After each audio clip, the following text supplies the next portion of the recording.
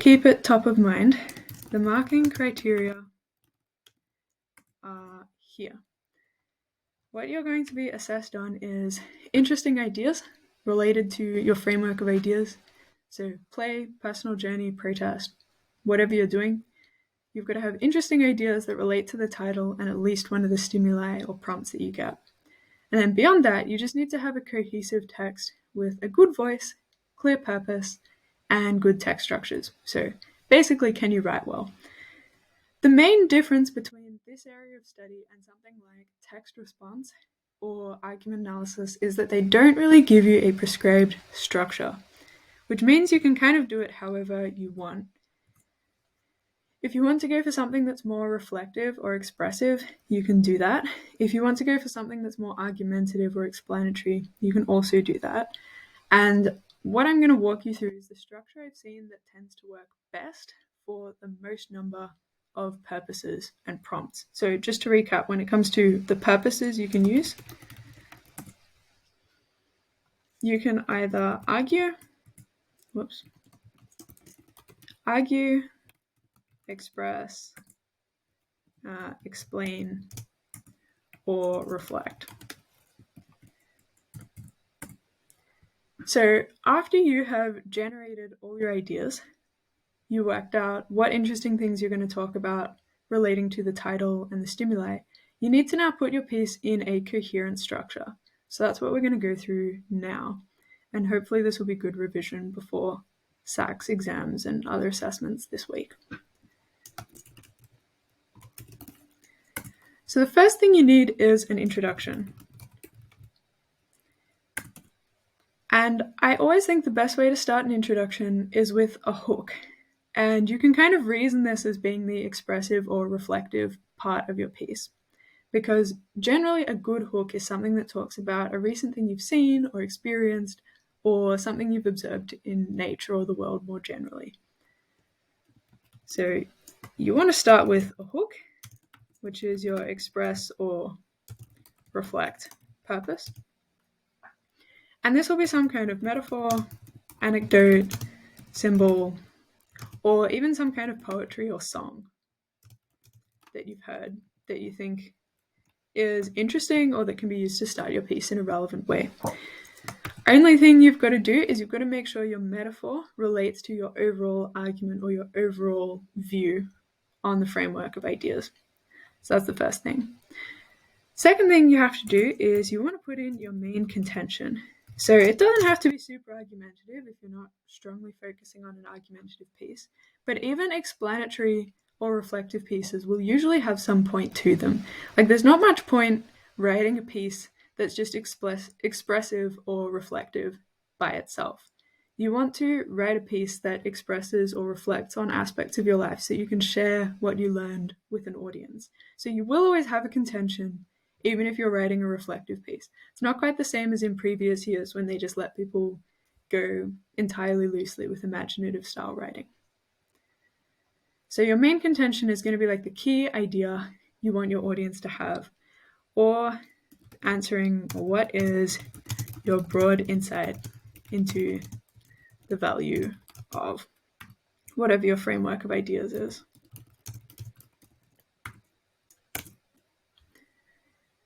So that's pretty much the basics of an introduction. That's pretty much what you need to write.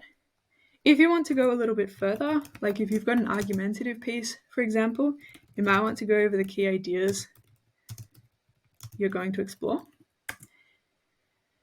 And if you can find a way to fit it, I would also try and link my introduction to my first idea.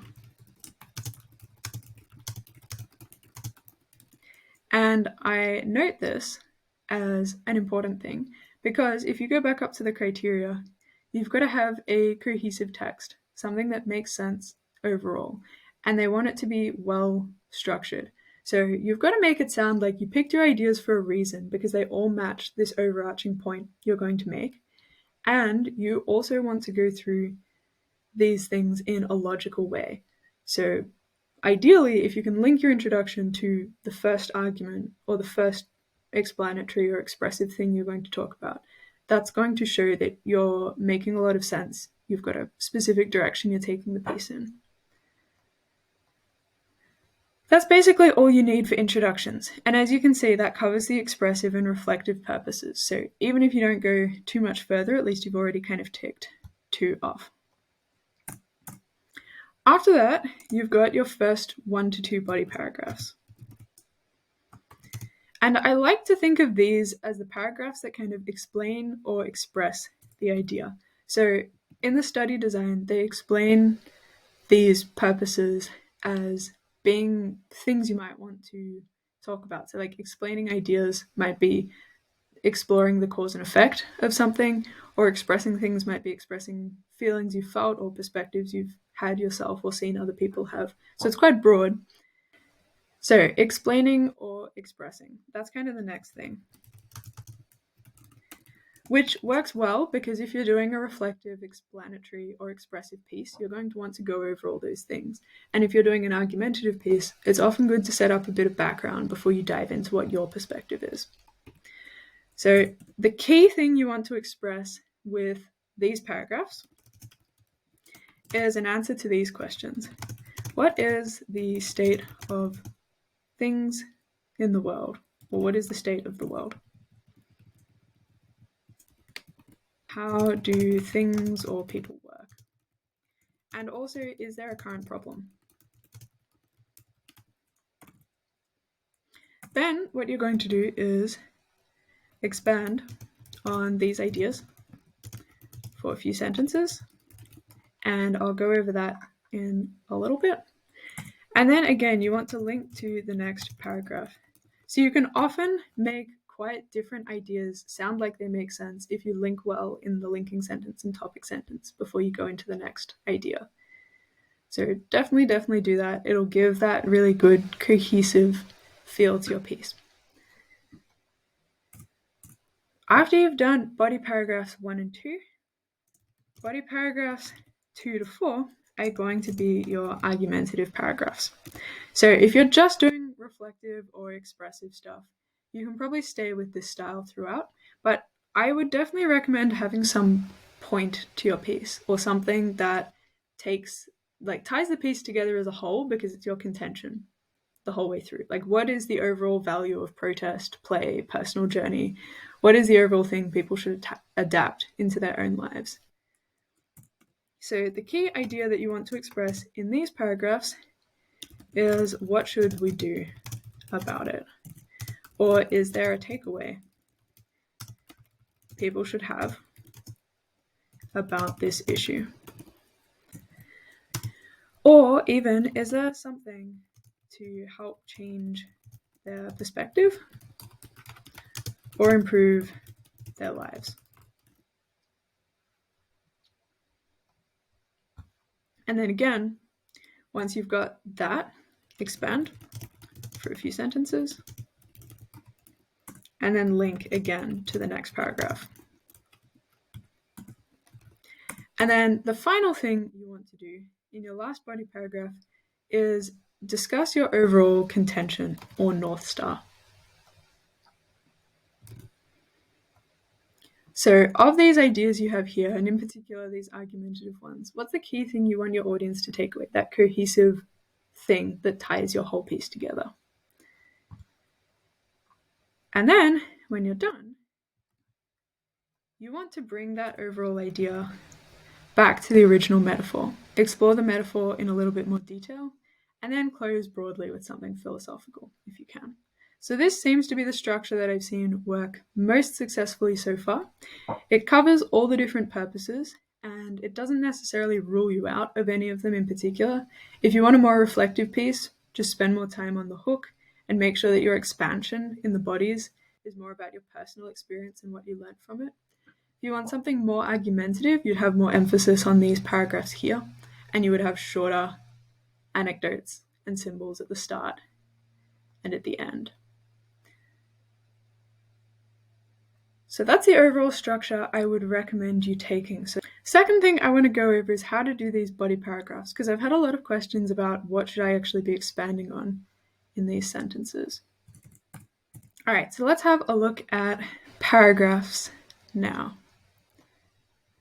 So I think a good way to go about these is almost like a teal structure, like a modified teal. So the first thing you want is a topic sentence of some kind.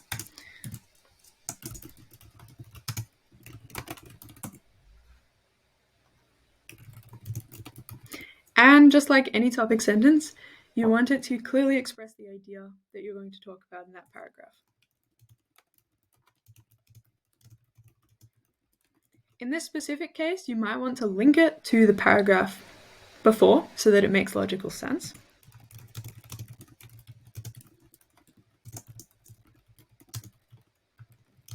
Which is something you don't have to do quite so much in argument analysis or text response, but I would recommend it here because you get marked on structure differently.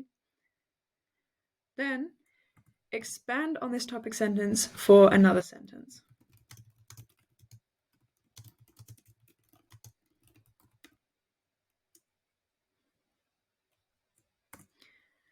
After that, after you've expanded on this idea, you want to give some kind of broad observation about how this topic or this theme works in the world.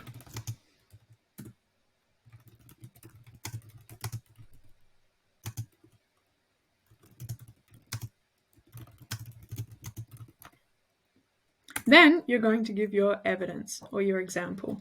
So you want to try and explain the human behavior or psychology that makes it this way.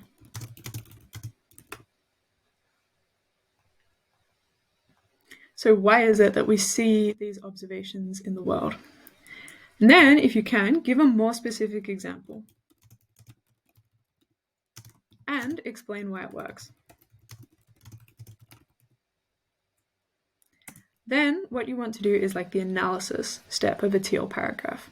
So spend a couple of sentences exploring the implications of this example.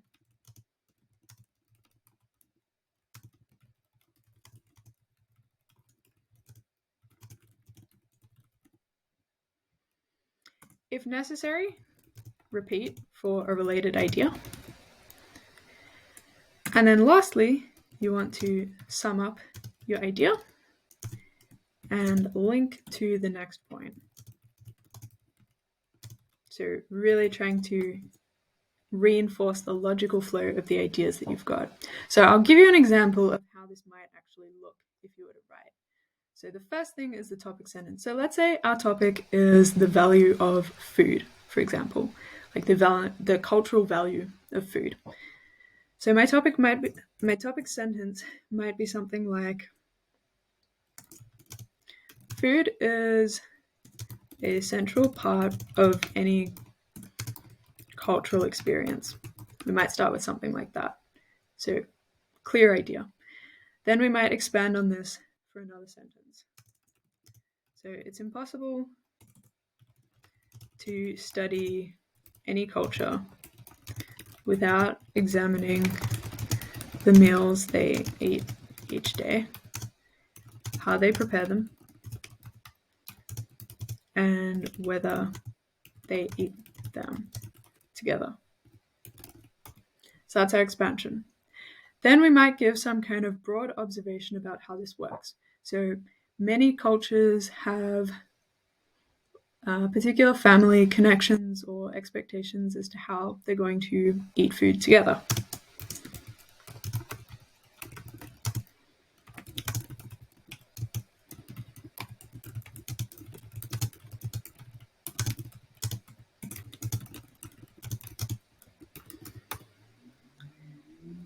Then we need to explain the human behavior or psychology that makes it this way.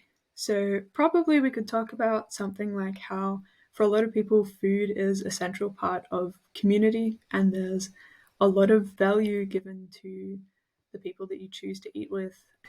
So we might say many cultures have social expectations around how food will be prepared and eaten. This is understandable since food makes up so much of our daily routines, and who we choose to share it with is socially important. So then we need an example and how it works.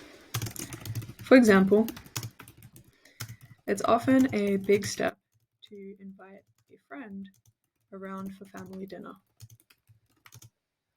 And then explain why this is. Why is it a big step?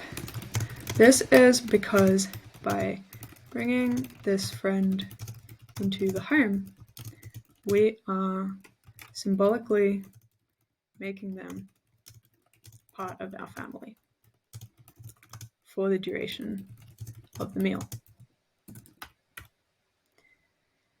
And then you might want to explore the implications of this. So how does this reflect on the importance of food culturally? What does this mean for that person? What does that mean for your family or your friends more generally? So this is because bringing this friend into the home, we're symbolically making them part of our family for the duration of the meal. In this way, food and the cultural expectations around it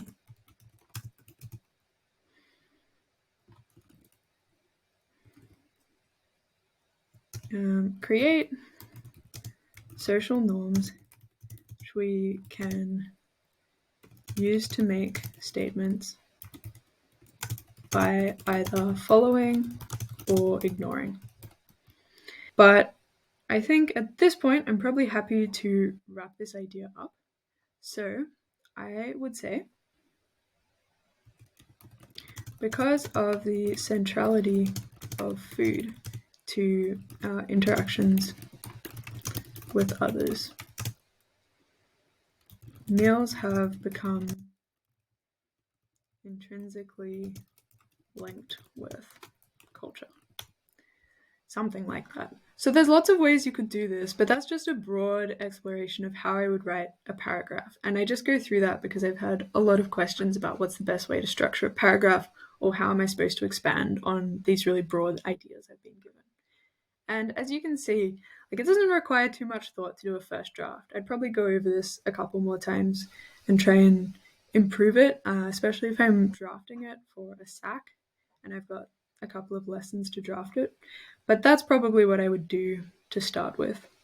So in terms of what we've gone over the purposes you might want to write with and how they relate to the marking criteria, how you can use these purposes to inform the structure of your piece in a SAC or exam, and lastly, how you can actually expand on those paragraphs and what kinds of things you might actually write in them.